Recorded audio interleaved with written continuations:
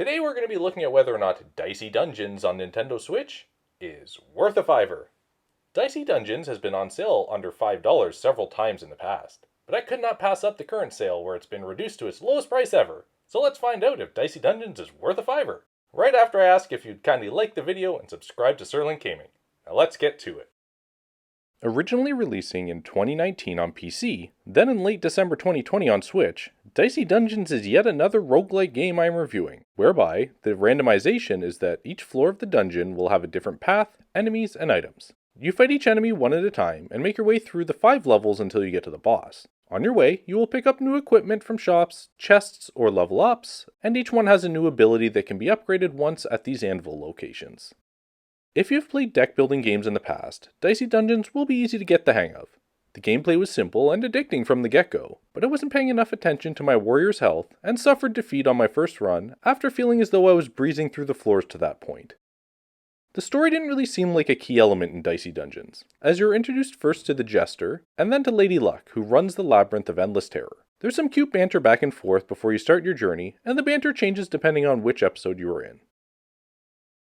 As the name implies, Dicey Dungeons is set around rolling dice. You'll equip different abilities in your limited number of slots and take these into battle. Each of the abilities has a differing effect based on the dice being used, and things can get quite complex. Re-rolling, splitting dice, increasing the values, applying statuses to enemies, shielding yourself, and simply attacking are just some of the things you will need to consider in each of the battles.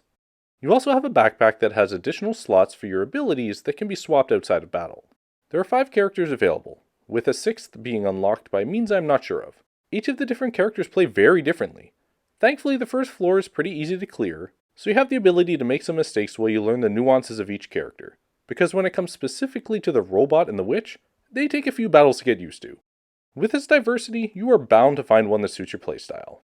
In order to unlock more episodes, you will first need to play through the first episode with each of the 5 characters, and if you win, you'll open 2 additional episodes that have character-specific rules, which makes things even harder. I thought the game started out at a reasonable difficulty, but for the additional episodes you'll need to utilize appropriate strategies in order to win.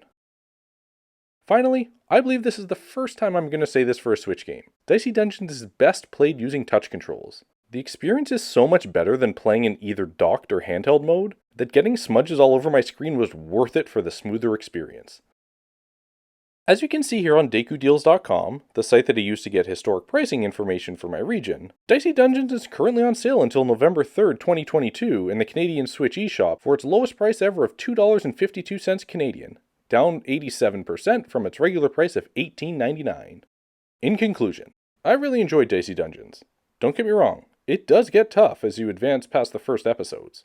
But I've never played a game like this, and the unique experience is really polished, and best played using touch controls. You should pick it up as Dicey Dungeons is worth a fiver. Have you played Dicey Dungeons? Do you think it's worth a fiver? Let me know in the comments below. I hope you have a great day, and I'll see you in my next video.